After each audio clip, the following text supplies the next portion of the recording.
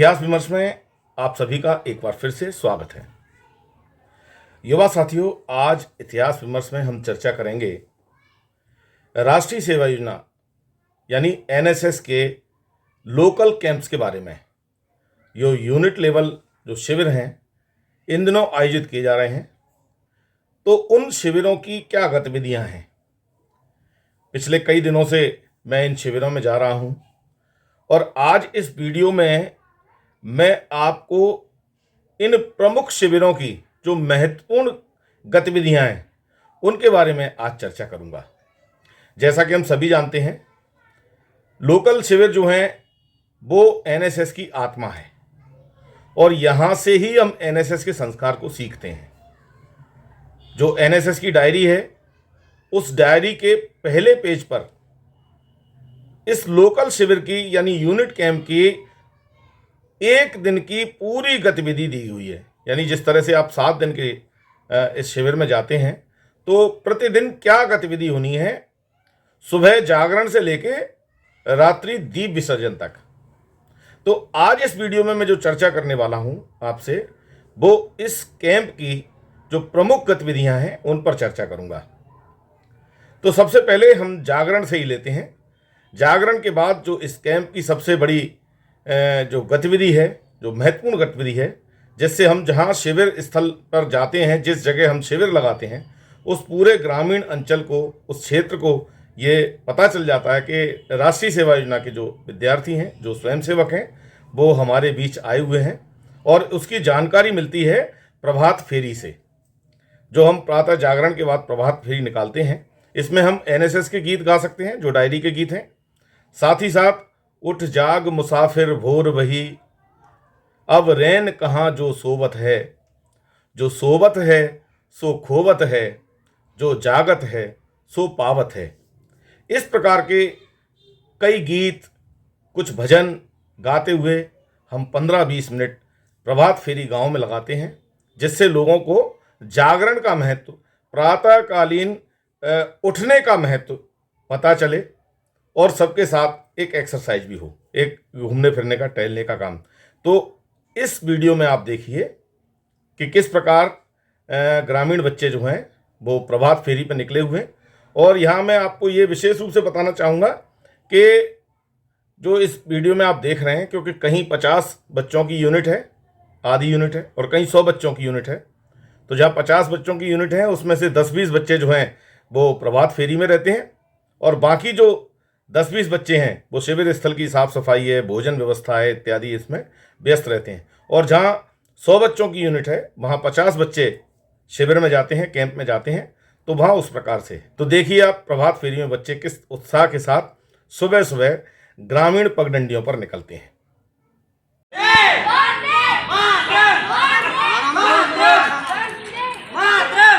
सबके हित के वास्ते अपना सुख विसारेगा। जय जगत जय जगत जय जगत पुकारे जा, जगत जय जगत जय जगत पुकारे जा।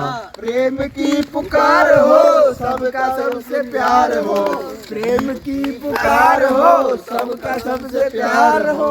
जीत हो जहान की, जो किसी की हार हो। जय जगत जय जगत जय जगत पुकारे जा। और आइए अब चलते हैं शिविर की एक और महत्वपूर्ण गतिविधि, जो आजकल राष्ट्रीय शिक्षा नीति में एक विषय के रूप में भी हमारे सामने है। जो लॉकडाउन के दौरान जब हम कोरोना काल में थे, तब इस गतिविधि ने हम सभी को ताज़ा तरीन बनाए रखा। ऐसी एक गतिविधि हमारे इन लोकल कैंप्स में नियमित होती है और वह है योगा व्यायाम। योगा व्यायाम की विभिन्न जो प्रैक्टिसेस हैं, सूर्य नमस्कार इत्यादि, वो सब हम प्रभात फेरी के बाद योगा व्यायाम, पीटी इत्यादि करते हैं। तो आइए एक नज़र डालते हैं योगा व्यायाम पर भी।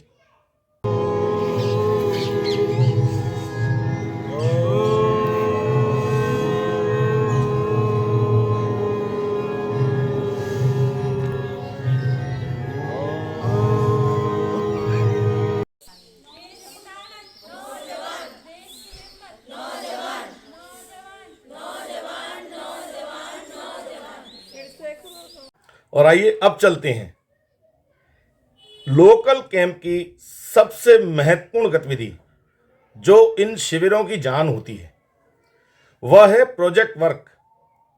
नाश्ता इत्यादि करने के बाद जब हम परियोजना कार्य पर निकलते हैं तो हम एक साथ मिलकर जो कार्य करते हैं उससे ग्रामीण क्षेत्र के लोग भी देखते हैं, वो हमसे जुड़ते भी हैं, सीखते भी हैं। साथ में रह के साथ खेलें, साथ खाएं, साथ करेंगे अच्छे काम, जब तक सबका भला न होगा नहीं करेंगे हम आराम। ऐसा संदेश राष्ट्रीय सेवा योजना के स्वयंसेवक अपने हाथों में फावड़े, कुदाली, गैंती ये लेकर चलते हैं और श्रम सुख का आनंद लेते हैं। तो इस शिविर में हम देखें किस प्रकार तालाब की गहरीकरण के लिए, तालाब की गहराई करने के लिए ग्रामीण क्षेत्र में बच्चे जो हैं एक साथ ही हाथ बटाना वाली जो तर्ज है उसी तर्ज पर एक साथ काम कर रहे हैं। क्रमबद्ध, पंक्तिबद्ध होकर नारे लगाते हुए, गाने गाते हुए, यही श्रम सुख है जो इन शिविरों की जान है।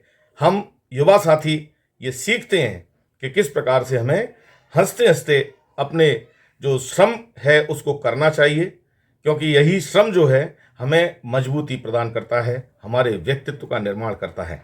तो आइए देखते हैं एक झलक किस प्रकार बच्चे तालाब के गहरीकरण में अपना योगदान दे रहे हैं और गाते हुए, हंसते हुए। एक झलक देखिए।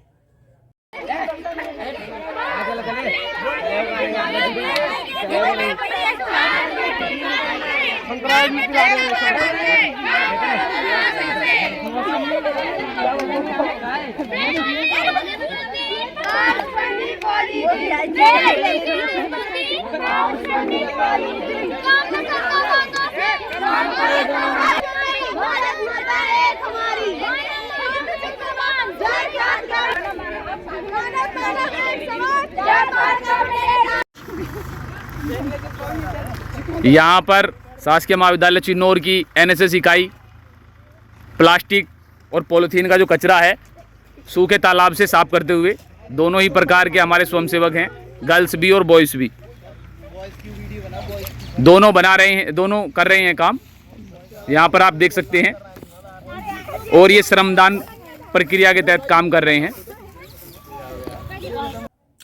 और परियोजना कार्य से लौटने के बाद सारे बच्चे जो हैं वो आधा घंटे के लिए शिविर स्थल पर एकत्रित होते हैं और उसमें हम श्रम सीकर का आनंद लेते हैं।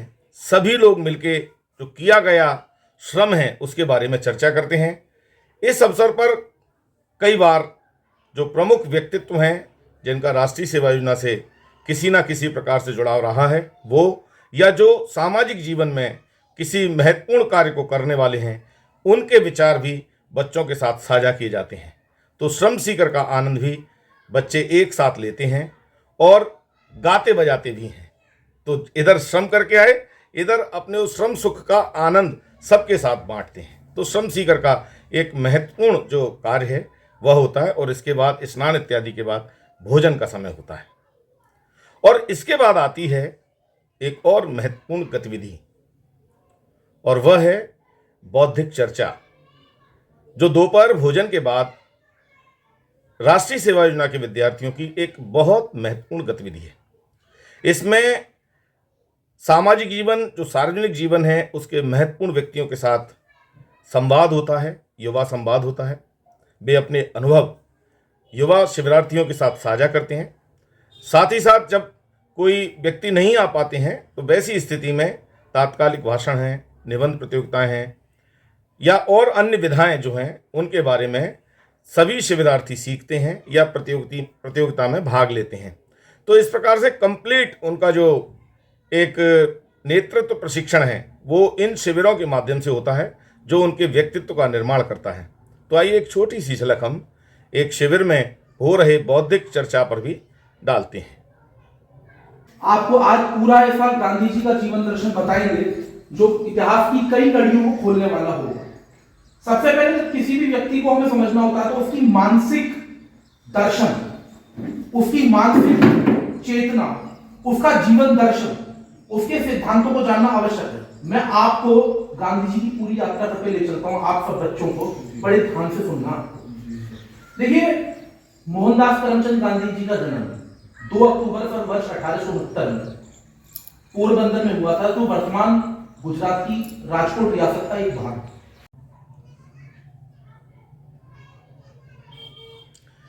शिविर में इन्हीं बौद्धिक चर्चाओं के बीच में ही कभी कभी अगर उपलब्ध होते हैं तो हम जो साहसिक कार्य हैं या जो आपात स्थिति में हमें क्या करना चाहिए, जैसे गैस सिलेंडर में आग लग जाए या किसी को अचानक हार्ट अटैक आ जाए, तो हम क्या प्रारंभिक जो फर्स्ट एड है उनको दे सकते हैं ऐसे मरीजों को, वैसी चीज़ों से भी शिविरार्थियों को लाभान्वित कराया जाता है। और इस तरह के जो व्यक्ति हैं जो इस क्षेत्र में काम कर रहे हैं वो शिविरार्थियों को डेमो देते हैं। तो शिविर में इस तरह की गतिविधि भी बौद्धिक सत्र के बाद या बौद्धिक सत्र के दौरान विद्यार्थियों के साथ साझा की जाती है। और इसके बाद आता है चाय पान के बाद ग्रामीण खेलकूद, और कुछ बच्चे ग्राम भ्रमण पर निकलते हैं सर्वे इत्यादि करने के लिए। तो किस प्रकार से, चाहे वो वैक्सीनेशन से संबंधित सर्वे हो या एजुकेशन कम्युनिकेशन इससे संबंधित हो, एजुकेशन इंफॉर्मेशन कम्युनिकेशन के संबंध में हो, किसी भी संबंध में हो, बच्चों के साथ ग्राम भ्रमण होता है। तो ये कम्युनिटी इंगेजमेंट का जो महत्वपूर्ण रोल है राष्ट्रीय सेवा योजना के माध्यम से, वह इस दौरान हमारे जो शिविरार्थी हैं वह जीते हैं। और जब हम ग्राम भ्रमण से लौटते हैं उसके बाद सभी लोग मिलके ग्रुप लीडर्स की मीटिंग में जाते हैं और दिन भर की जो गतिविधियां हैं उन सारी गतिविधियों को अपने कार्यक्रम अधिकारी उनके साथ साझा करते हैं। यदि कुछ खोया है, कुछ पाया है, कुछ नई चीज़ इंट्रोड्यूस करनी है, तो उन सारी चर्चाओं को ग्रुप लीडर्स अपने अपने ग्रुप का एक एक व्यक्ति उसमें आता है और चर्चा करता है, और उनके साथ वो सारी चीज़ें नोट की जाती हैं कि शिविर के बेहतर संचालन के लिए और क्या क्या किया जा सकता है। साथ ही साथ इसी समय सर्वधर्म प्रार्थना भी होती है, सभी मिलके प्रार्थना करते हैं। प्रार्थना करने के बाद मुँह हाथ धोकर शाम को भोजन करते हैं, एक साथ भोजन करते हैं भोजन मंत्र के साथ, और उसके साथ शुरू होता है उत्साह और आनंद का कार्यक्रम, जिसको हम सांस्कृतिक कार्यक्रम कहते हैं। प्रत्येक विद्यार्थी को अपने हुनर को प्रकट करने का इस मंच पर अवसर मिलता है। 8 बजे से 10 बजे के बीच में ये सांस्कृतिक कार्यक्रम शिविरों में होते हैं। इन सांस्कृतिक कार्यक्रमों में गांव वाले लोग भी बढ़ चढ़कर हिस्सा लेते हैं। साथ ही साथ शिविर में जो भी हैं, चाहे वो आपके कार्यक्रम अधिकारी हैं या कोई मेहमान आए हैं, वे सब मिलकर इस सांस्कृतिक कार्यक्रम में अपनी अपनी प्रस्तुति देते हैं और उन प्रस्तुतियों को सुनकर बच्चे लाभान्वित होते हैं। कई बार शिविर में सांस्कृतिक कार्यक्रम के साथ साथ बच्चे तैयार करते हैं नुक्कड़ नाटक, जो कोई ना कोई संदेश भी देता है। ये नुक्कड़ नाटक वो सांस्कृतिक मंच पर भी करते हैं, और इसी नुक्कड़ नाटक को वो जो ग्राम भ्रमण पर जाते हैं, ग्राम भ्रमण के दौरान जाते हैं, जो कम्युनिटी इंगेजमेंट का कार्यक्रम रहता है शाम को, तो उस दौरान भी वे गांव में इस तरह से चौपाल पर और गांव के आसपास नुक्कड़ नाटक करते हैं। और उस नुक्कड़ नाटक के माध्यम से, चाहे वो सफाई से संबंधित संदेश हो, वैक्सीनेशन से संबंधित संदेश हो, बेटी पढ़ाओ बेटी बचाओ से संबंधित संदेश हो, किसी भी प्रकार एक या रूढ़ियों को तोड़ने वाला संदेश हो, इन नुक्कड़ नाटकों के माध्यम से 5 और 7 मिनट के नाटक होते हैं, जिनके माध्यम से वे ग्राम में अपना संदेश देते हैं। तो इस प्रकार नुक्कड़ नाटक, आप एक झलक नुक्कड़ नाटक की भी देखिए। देखो पानी पानी पानी पानी पानी पानी दे दे, पानी पानी दे दे पानी। साहिबान, मेहरबान, कदरदान, गांव के बुजुर्गों को मेरा राम राम, छोटे बड़े भाइयों बहनों को मेरा यह पैगाम, जल बचाना है हमारा काम, जल बचाना है हमारा काम। आज हम सब आपके समक्ष एक नुक्कड़ नाटक प्रस्तुत करने जा रहे हैं, जिसका शीर्षक है जल है तो कल है। यहाँ मैं आप सभी लोगों को एक विशेष बात ये बतलाना चाहूँगा सांस्कृतिक कार्यक्रमों के संदर्भ में। हमारे विद्यार्थी जब बड़े शिविरों के लिए जाते हैं, उनका चयन होता है, चाहे वो आरडी, प्री आरडी या नेशनल कैंप के लिए जब उनके चयन होते हैं, तो सांस्कृतिक कार्यक्रम एक उसका बहुत महत्वपूर्ण पार्ट है। और उन सांस्कृतिक कार्यक्रमों में आए दिन बच्चे ये कंफ्यूज रहते हैं कि हमें करना क्या है। आप कविता, कहानी, चुटकुले सुना सकते हैं। साथ ही साथ जो आपके फोक सॉन्ग हैं या फोक डांस हैं उनको आप लें। फिल्मी गीत इसमें नहीं गाएं और मोबाइल से गीत नहीं बजाएं। साथ ही साथ यदि आप ढोलक बजा लेते हैं, तबला बजा लेते हैं, हारमोनियम बजा लेते हैं, सिंथेसाइजर बजा लेते हैं, बांसुरी बजा लेते हैं या कोई भी वाद्य यंत्र जो आप बजा लेते हैं वो अपने साथ शिविर में लेके अवश्य आएं, क्योंकि इसके माध्यम से हम सांस्कृतिक प्लेटफॉर्म पर अपनी प्रस्तुति दे सकते हैं। और जब बड़े शिविरों में हमारा चयन होता है तो ये जो वाद्य यंत्र है ये आपके चयन में एक बहुत बड़ा आधार बनता है। तो हम नेचुरल चीज़ से जुड़ें। अगर हम कल्चरल एक्टिविटीज़ कर रहे हैं, चाहे वो हमारे शादी विवाह में गाने वाले गीत हैं उन्हें हम गा सकते हैं।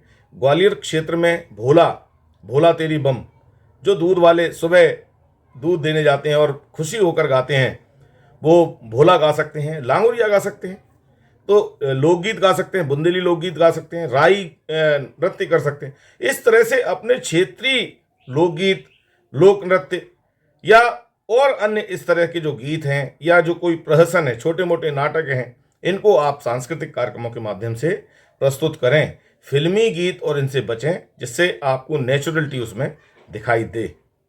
तो आज इस एपिसोड में मैं समझता हूँ आपको बहुत सी जानकारी मिली होंगी। मैंने राष्ट्रीय सेवा योजना के संदर्भ में इतिहास विमर्श में बहुत सारे वीडियो दिए हैं। शिविर के संदर्भ में जो राज्य स्तरीय शिविर है, एक दिन की गतिविधि उसमें कैसी होती है, तो राज्य स्तरीय शिविर के बारे में यदि आप जानना चाहें तो इस वीडियो को देखें। अन्य गतिविधियों के लिए जो गीत एनएसएस में जो डायरी के गीत हैं, बहुत महत्वपूर्ण गीत हैं, कुछ डायरी के गीत मैंने इस वीडियो में तैयार किए हैं। उसकी लय है, चूँकि अकेले गाया है इसलिए उसे दोहराना, एक बार एक व्यक्ति गाएगा, दूसरी बार उसे दोहराएगा, उसकी लय इसी प्रकार से वह भी है। राष्ट्रीय सेवा योजना के और भी कई सारे इसमें वीडियो हैं जो आपको किस प्रकार से ABC सर्टिफिकेट मिलता है, किस प्रकार से राज्य स्तरीय और नेशनल लेवल के पुरस्कार के लिए हम अपना आवेदन कर सकते हैं, किस प्रकार से रिपब्लिक डे परेड के लिए आपका चयन हो सकता है। ऐसे तमाम वीडियो इस इतिहास विमर्श पर आप अगर इसके प्लेलिस्ट में जाएंगे और प्लेलिस्ट में NSS देखेंगे तो उसमें कई सारे वीडियो आपको मिलेंगे। आप इन वीडियो को देखकर अपनी तैयारी कर सकते हैं। तो आज के लिए इस एपिसोड में इतना ही। आप सभी ने ये एपिसोड पूरा देखा, इसके लिए आप सभी को बहुत बहुत धन्यवाद। जय हिंद।